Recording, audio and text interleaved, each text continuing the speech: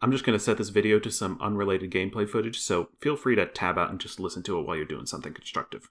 Also, a lot of this video is about the first episode of the new anime series Oshinoko, and in about 60 seconds, I am going to spoil the absolute nuts off of that first episode, so consider this your warning.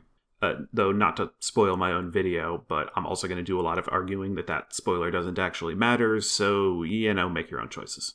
So there's this new show called Oshinoko, and it was super duper hyped because of the manga series that it was based on.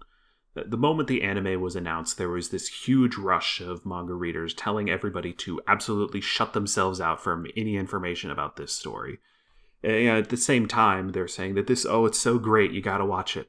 That's exactly the kind of behavior that I talked about in my main channel DDLC video, but whatever.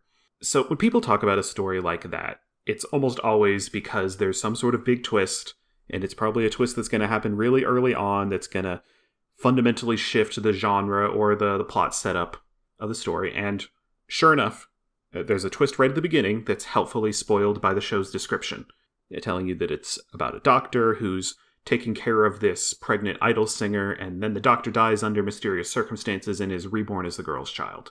And so this first episode follows his early life getting to grips with his new situation, and the story also follows the career of his mom, who's just a really interesting character.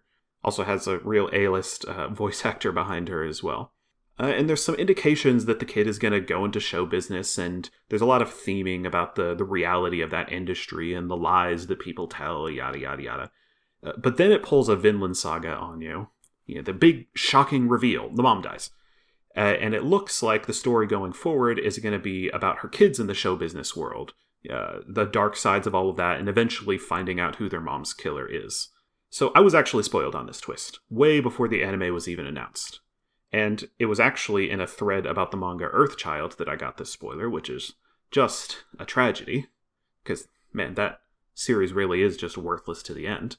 And this spoiler impacted my enjoyment not at all.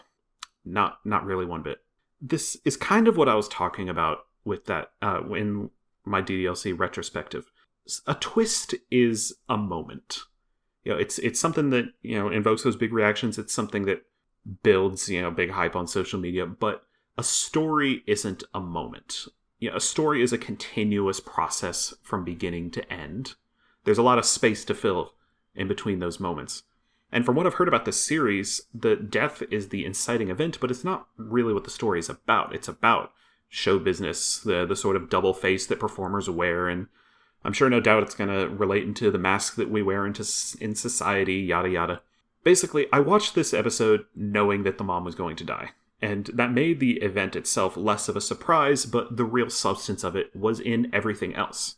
Something like that is only shocking in the first place if you care about the character. And the mom was incredibly well characterized, so her dying was sad, whether you knew it was coming or not. There's this idea that I really hope is going to get more traction one day, and it's that good writing can't be spoiled. And I get that people still want to be surprised, and I do too. I would have liked to go into this episode blind, but I couldn't. That ship has sailed, I can't go back on that, but it was still a great experience. I've had this incredibly strong personal belief that if a story has any substance at all, you can still enjoy it if you were spoiled. Because if there's a movie or a game or a book that you really like, you can still go back to it despite knowing what will happen. And how maybe the second time around is going to be even better than the first because you can develop an even better understanding of it. Basically what I'm saying is Father Pucci was right all along.